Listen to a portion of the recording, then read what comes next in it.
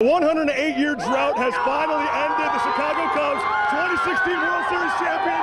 It's time to party in Wrigleyville. That's right, we are live in Chicago, and we are less than 2 hours away. I'm standing outside of the Bulls training facility. In this building is where the Bulls are expected to announce Fred Hoiberg as their new head coach. In a press conference, the reported deal, 5 years, $25 million. The fans have landed. Hawk Nation all over the place one day until the Tax Slayer Bowl. Bring this camera over here. We got some Central Iowans in the house. They drove 20 hours to get here. 20 hours, just showed up. Now I'm here with Braden. Braden, 20 hours in the car. How does it feel to finally be in Florida? Just like anyone can call sports highlights, we're going to kick it up a notch, and I'm going to call highlights, hold on, while spinning the ball on my finger the entire time. Alrighty, Harlem Globetrotters.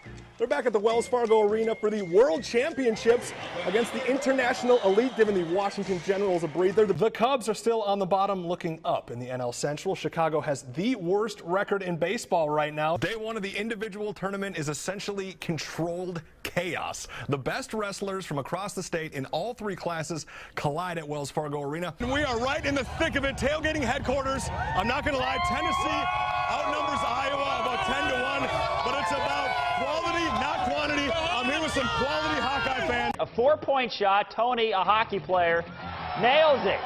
He's a world all-star. He made the world all-star team. I don't know how. The Hawkeyes climbed into the top 25 last week after a big win over Ohio State. That national ranking is most likely going to be pretty short-lived. I'm here to prove today that height isn't everything in basketball. I'm here with Bailey Steele from Norwalk. He comes in at a whopping 6'10". Bailey, I'm going down.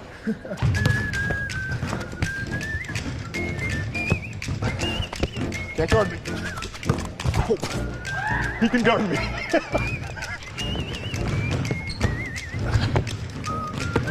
Oh, cool.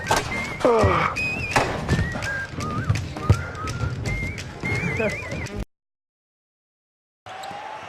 When Melvin Ejim gets the ball near the hoop, chances are you know what's going to happen. I mean, I think I try to play above the rim, try to get some easy buckets, try to get some dunks, get the crowd going, get myself going. Melvin is just putting everything through the rim with two hands, dunking the ball.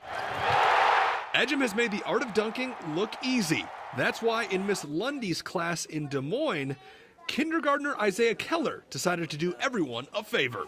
We had to do 4 steps of something that you wanted to teach other kids. He's my favorite player on the team, and he's really good at making slam dunks. The lifelong 6-year-old Cyclone fan got to work trying to teach everyone how to dunk like his favorite player. First, get a basketball. Next, make sure you have a basketball hoop.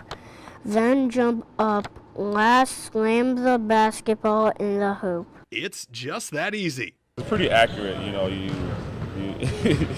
I like the part where you just says then jump up, you know, you just go, you know, no one, doesn't matter if anyone's in front of you. Since Isaiah cracked the secret to an Ejim jam, social media has taken notice. Then it went out on Twitter and it kind of went nationwide from there. So yeah, it's been really exciting for all of us. The picture made the rounds on social media sites and even grabbed a shout out on ESPN. It's been really exciting. He's handled it really well. He's, you know, such a little cyclone.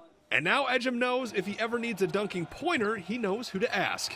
And he's more than willing to return the favor. It's pretty cool. I was glad I was able to help that kid out, and he was able to hopefully get an A on that picture. So do you hope to hopefully dunk like Melvin Ejim someday? Keep practicing. One of these days you'll dunk soon. If not, I'll help you. In Des Moines, Tony Seeman, KCCI, Iowa's sports leader. They're talented. Won the state tournament here in Iowa. They're top ranked. We're headed down to Kansas City to play in the World Series now. There's just one thing. They're only 8 and 9 years old.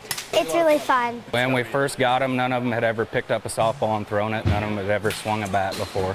But now the Waukee U softball team is ranked #1 in the nation, a title that's taken a lot of hard work. Stopping the ball and making good plays and base running. Along with some intense focus. I think it would be better to do the world, though. The world. You want to be #1 in the world? That is the world, Riley. No, it's in the U.S. Oh, yeah. Well, I don't know. Now, even though they don't know what being #1 in the nation actually means, what they do know, they just love having fun. We just have a lot of fun, and when we're playing games, we're just really serious. No, we're not. We're funny.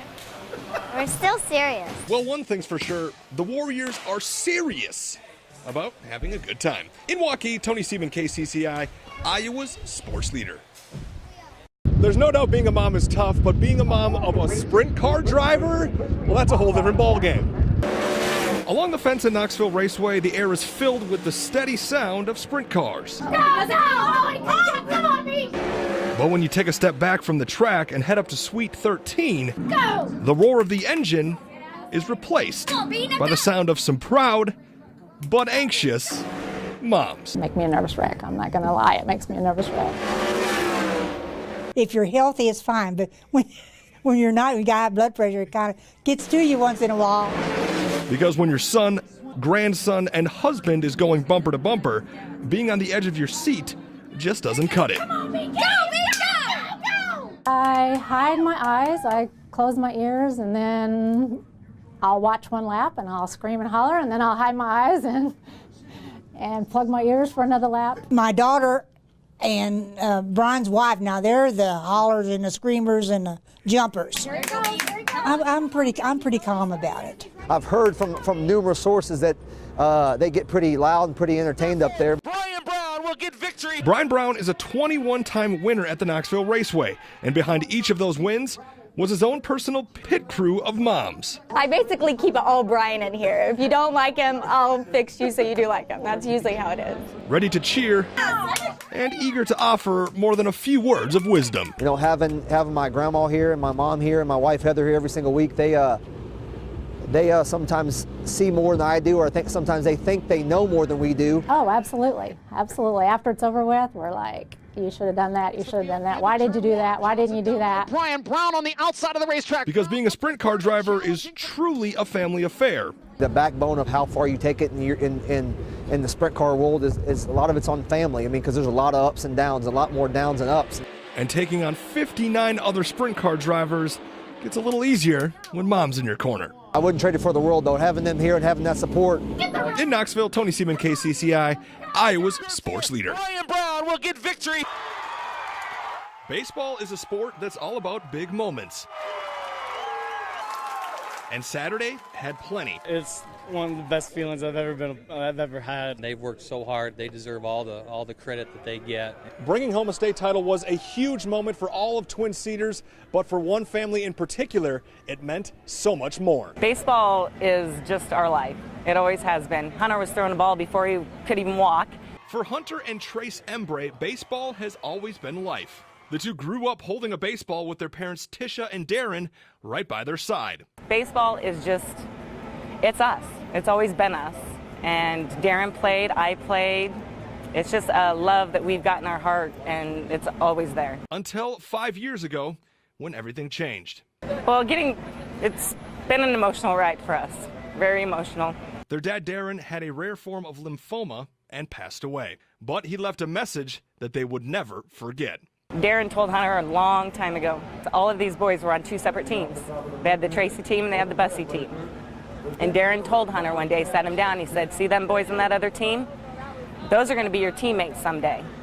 And they're going to help you get to the state championship, and you boys are going to win. He knew that all along. But just like in the game of baseball, things went from bad to worse. Their grandfather passed away, then their mom Tisha was diagnosed with breast cancer. After Darren, then my dad, and then right after my dad, we found out that I had breast cancer. So my boys, it was jaw-dropping for them. I don't know, we got through it, and that's the big thing. Tisha was able to battle and beat the cancer because there was no way she was missing Saturday. I just sat him down and told him that I'm not your dad. I'm going to be here. I'm going to watch you win that state championship. So you just go out and focus on what you need to focus on and let me worry about me, and I'll take care of me. That's what leads us to this moment. In the bottom of the 7th, with 2 outs and an 8-2 lead, clutching her husband's wedding ring, Tisha watched her 2 sons fulfill their dad's promise from years ago.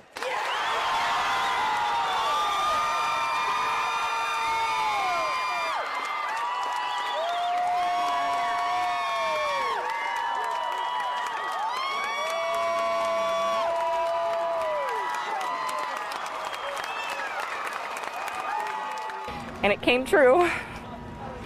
And it's meant everything. And this means a lot for my family, and I'm sure everybody else's family out there, for the Twin Cedars community. This is the best thing ever. No words can explain it. It's a feeling that it's got to happen to you.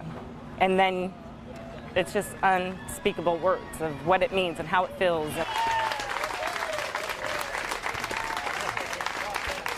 You really can't put it into words, but a moment like this helps explain that holding a state trophy doesn't hold a candle to getting the chance to hold Mom.